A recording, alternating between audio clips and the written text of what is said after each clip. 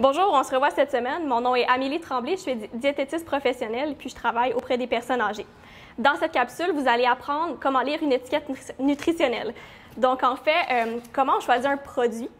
Souvent, on va regarder la couleur, on va regarder peut-être le logo, on va regarder qu'est-ce qui va nous interpeller, les images. Donc, idéalement, c'est d'aller voir l'étiquette pour aller chercher d'autres renseignements nutritionnels.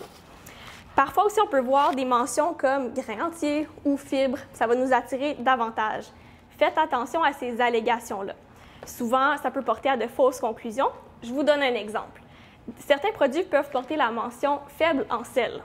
Oui, le produit est faible en sel comparativement à leur version originale, mais ça reste parfois trop élevé en sel. C'est vraiment l'étiquette nutritionnelle qui nous donne tous les renseignements. Tout d'abord, regardez la liste d'ingrédients. Si vous n'êtes pas capable de prononcer les noms, moi d'habitude je dis on se tient loin.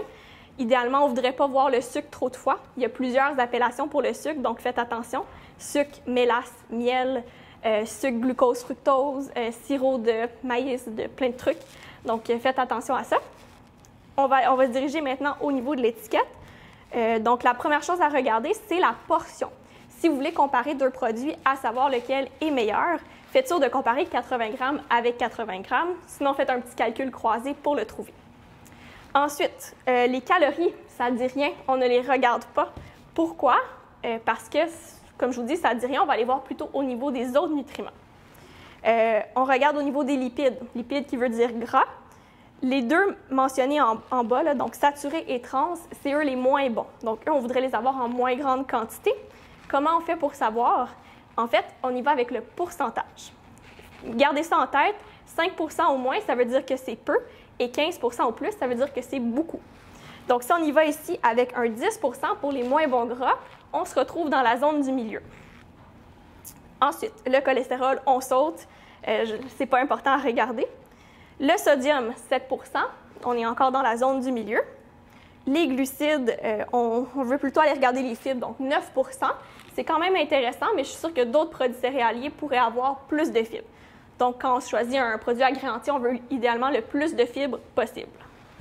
Ensuite, les autres vitamines et minéraux, bien, ça peut nous donner une idée, qu'est-ce qui peut être bien. Là. Par exemple, ici, on a 30 % de fer, ce qui est intéressant. Sinon, 10 % de magnésium. Donc, on va aller chercher quand même quelques nutriments. Puis, on peut regarder au niveau des protéines. Donc, si on a c'est écrit en grammes, c'est pas écrit en pourcentage. Donc, si on en a, bien, c'est intéressant aussi. Donc voilà ce qui conclut pour la lecture. À force de pratiquer, c'est sûr qu'on devient meilleur. Puis je vous laisse aussi dans le lien, là, on va avoir plus d'explications puis des exercices si vous voulez pratiquer. Donc regardez ça maintenant quand vous allez acheter des produits. Sinon, je vous donne aussi mon top 8 de trucs pour des repas au restaurant. Donc souvent, quand on est pressé, on veut manger des repas au restaurant. Voici 8 trucs pour que ça soit plus santé. Donc de 1, mettez les sauces et les vinaigrettes à part. Truc numéro 2, demandez plus de légumes. Ajoutez des légumes à votre repas. Truc numéro 3, choisissez des grains entiers. Donc, si vous prenez un sandwich, prenez pain à grains entiers. Pour les viandes, choisissez des viandes maigres, du poisson ou bien quelque chose de végé. Mon truc numéro 5, choisissez des sauces à base de tomates plutôt que des sauces crémeuses qui sont plus riches. Mon truc numéro 6, prenez la portion allégée. Souvent, les portions sont beaucoup trop généreuses au restaurant. Mon truc numéro 7, ne salez pas vos repas davantage. Ils sont déjà assez salés. Et puis, mon truc numéro 8, bien, buvez de l'eau avec votre repas. Voilà, donc bonne dégustation. Merci.